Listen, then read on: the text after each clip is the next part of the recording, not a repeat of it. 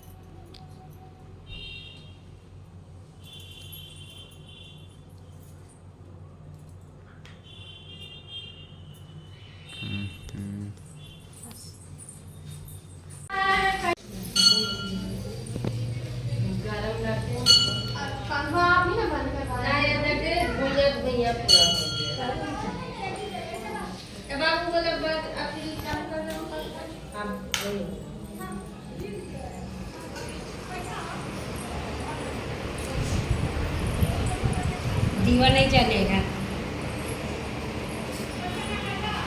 बंद कर दे बाबू।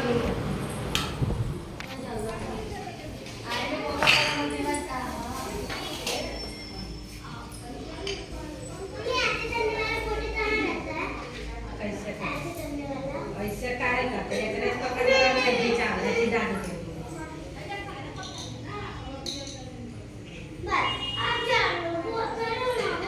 आगे हमको नहीं पता रुचि करती है।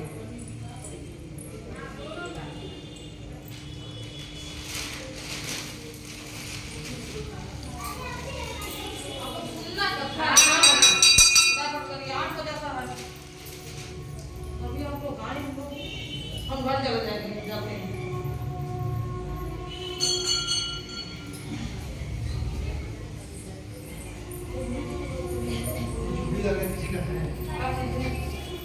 उसमें अगरबत्ती कोई रखी है क्या?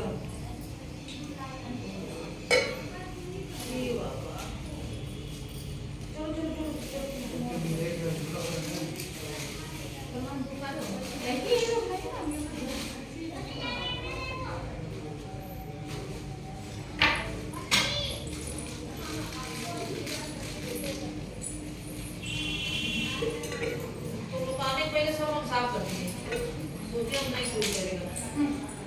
हाँ चाची, वो छोटी वाली एक प्राचीन व्रत होता था, एकाग्र मन से जिस व्रत के प्रभाव से तुम्हें मेरा आधा आसन प्राप्त किया है वह मैं तुमको बताऊंगा, क्योंकि तुम मेरी प्रेयसी हो। भाद्रपद वस्त नक्षत्र के युक्त शुक्ल पक्ष की तृतीया तिथि को इसका अनुष्ठान मात्र करने से स्त्रियां सब पापों से मुक्त हो जाती है।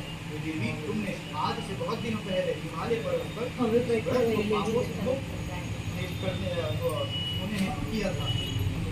देवी, तुमने आज से बहुत दिनों पहले हिमालय पर्वत पर इस व्रत को किया था। यह वृतांत मैं तुमसे कहूँगा। पार्वती जी ने पूछा, हे माँ, मैंने क्यों यह व्रत किया था? यह सब आपके मुख से सुनना चाहता हूँ। उत्तर की ओर एक बड़ा रमणीक और पर्वतों में सर्वश्रेष्ठ हिमावन नामक पर्वत है। उसके आसपास तरह तरह की भूमियां हैं, तरह तरह के वृक्ष उस पर लगे हुए हैं। नाना प्रकार के पक्षी और उनके प्रकार पशु उस पर निवास करते हैं। वहां पहुंचकर गंधर्वों के साथ बहुत से देवता, सिद्ध, चारण, पक्षीगण सर्वदा प्रसन्न मन से विचरते हैं। वहां पहुंचकर गंधर्व गाते हैं, सदाएं नाचती हैं। उस पर्वतराज के जितने ही शिखर ऐसे हैं कि जिनमें स्फटिक, रत्न, वैडूर्यमणि नदी की खाने भरी हुई हैं। वह पर्वत ऊंचा तो इतना अधिक है कि मित्र के घर की तरह समझकर आकाश का स्पर्श किए रहता है। उसके समक्ष शिखर सदैव भीम से आच्छादित रहते हैं और गंगा जल की ध्वनि सदैव सुनाई देती रहती है। पार्वती, तुमने बाल्यकाल में व्रत को कर तपस्या की, 12 वर्षों तक तुम रोटी टंकर केवल 64 वर्षों तक सूखे पत्ते खाकर रही। 8 मास में तुमने जल में बैठी रही और वैशाख की महीना में पंचायत जल पर तुम रोटी की ऐसी रहकर मैदान में बैठी रही। तुम्हारे पिता इस तरह के कष्ट को सहन न करके चिंता में पड़ गए कि मैं अपनी कन्या किसको दूं। उसी समय नारद जी वहाँ पहुंचे।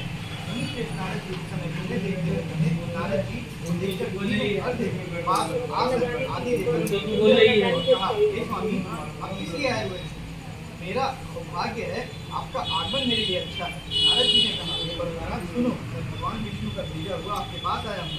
आपको चाहिए कि यह योग्य कन्या रतन किसी योग्य वर को दे। भगवान विष्णु के समान योग्य वर ब्रह्मा, इंद्र और शिव इनमें से कोई नहीं है। इसलिए मैं यह कहूँगा कि आप अपनी कन्या भगवान विष्णु को भी दे दें। हिमावन ने कहा, भगवान विष्णु स्वयं मेरी कन्या दे रहे हैं और आप यह संदेश लेकर आए हैं तो मैं उन्हें अपनी कन्या अवश्य दूंगा। हिमावन इतनी बात सुनकर मुनिराज नारद आकाश में विलीन हो गए। नामवर शंख चक्र और गदाधारी भगवान विष्णु के पास पहुंचे। वहाँ हाथ जोड़कर नारद जी ने भगवान विष्णु से कहा, देव सुनिए, मैंने आपका विवाह पक्का करा दिया। उधर हिमावन ने पार्वती के पास जाकर दवा दी, हे पुत्री, मैंने तुम्हें भगवान विष्णु को दे डाली। तब पिता की बात सुनकर तुम बिना उत्तर दिए ही अपनी सखी के घर चली गई। वहाँ जमीन पर पड़कर तुम बड़ी दुखी होते हुए विलाप करने लगी। तुमको इस तरह देख तुम्हारी सखिया बोली, तुम क्यों इतनी दुखी हो? इसका कारण बताओ। तुम्हारी जो इच्छा होगी वह मैं यथाशक्ति उसको पूरा करने की चेष्टा करूंगी, इसमें कोई संशय नहीं है। पार्वती बोली, मेरी जो कुछ अभिलाषा है वो उसे उसको प्रेम पूर्वक सुनो। मैं एकमात्र शिव जी को अपना पति बनाना चाहती हूँ, इसमें कुछ भी संशय नहीं है। मेरे इस विचार को पिताजी ने ठुकरा दिया है, इससे मैं अपने शरीर को त्याग दूंगी। पार्वती इस बात को सुनकर सखियों ने कहा कि शरीर का त्याग ना करो, चलो किसी ऐसे वन में चले जहाँ पिता को पता न चले।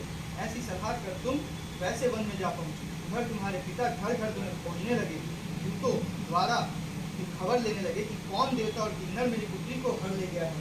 उन्हें मन ही मन कहा, मैं नारद जी के आगे प्रतिज्ञा कर चुका हूँ कि अपनी पुत्री भगवान विष्णु को ही दूंगा। ऐसे सोचते सोचते हिमावन मूर्छित हो गए। गिरिराज को मूर्छित देखकर सब लोग हाहाकार करके दौड़ पड़े। जब होश हुआ तो सब पूछने लगे कि गिरिराज, आप अपनी मूर्छा का कारण बताइए। हिमावन ने कहा, आप लोग मेरे दुख का कारण सुने, न मालूम कौन मेरी कन्या को घर ले गया है। ऐसा नहीं हुआ तो किसी काले सांप ने काट लिया तो बड़ा भयानक हो रहा था। तुम भी अपनी सखियों के साथ उस भयानक प्रतिमा बनाकर अपने सखियों के साथ निराभर रहकर मेरी आराधना करने लगी। जब भाद्रपद शुक्ल पक्ष की हस्तयुक्त तृतीया तिथि प्राप्त हुई तब तुमने मेरा पूजन किया और रात भर जाकर गीत बदाली दर्शन करने में बिताया। उस व्रतराज के प्रभाव से मेरा आसन जगमगा हुआ, जिससे मैं तत्काल उस स्थान पर जा पहुंचा जहाँ पर तुम अपनी सखियों के साथ रहती। वहाँ पहुंचकर मैंने तुमसे तत्काल कहा कि मैं तुम पर प्रसन्न हूँ, बोलो क्या चाहती हो? तुमने कहा, मेरे देवता, यदि आप मेरे पर प्रसन्न हो तो मेरे पति बने। मैंने तथास्तु कहकर कैलाश पर्वत की ओर प्रस्थान किया। उसके बाद तुमने वह नदी में प्रवाहित कर दी और सखियों के साथ उस महाव्रत का पालन किया। हिमावन भी तब तक उस वन में खोजते हुए पहुंचे और चारों दिशाओं में तुम्हारी खोज करते करते वे व्याकुल हो चुके थे। इसलिए तुम्हारे आचरण के समीप पहुंचते ही वो गिर पड़े। थोड़ी देर बाद उन्होंने नदी के तट पर दो कन्याओं को सोते हुए देखा। देखते ही उन्होंने तुम्हें छाती से लगा लिया और विलख कर रोने लगे। पूछा, स्त्री, तुम सिंह, व्याघ्र आदि जंतुओं से भरे इस वन में क्यों आ पहुंची? पार्वती ने उत्तर दिया है, पिताजी, मैंने पहले ही अपने आप को शिव जी के हाथों सौंप दिया था। आपने मेरी बात काटी, इसमें मैं यहाँ चली आई। रावण ने संतावना दी, हे पुत्री, मैं तुम्हारा इच्छा के विरुद्ध कुछ न करूँगा। वे तुम्हें अपने साथ ले घर आए और मेरे साथ तुम्हारा विवाह कर दिए। किसी से तुमने मेरा अर्धासन पाया है, तब से आज तक किसी के सामने मुझे यह व्रत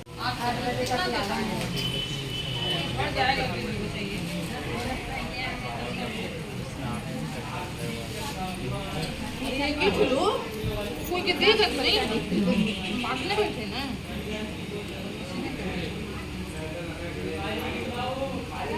चलो आ जाओ। प्रसाद गिरेगा थाली में रखो। थाली का पहले आ जाते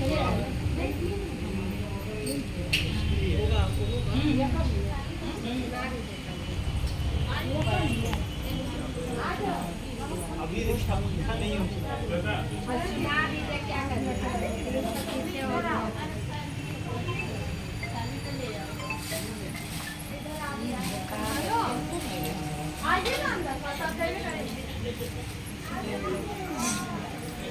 आप तीन अभी बोलिएगा, उसके बाद और आएगा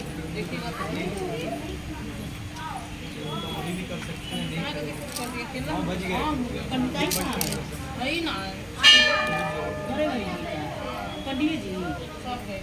बेटा वो देश हाँ हाँ कितना तारीख को है कितना तारीख नहीं छठ के होगा वो भैरव जी के जन्मदिन रहेगा। हाँ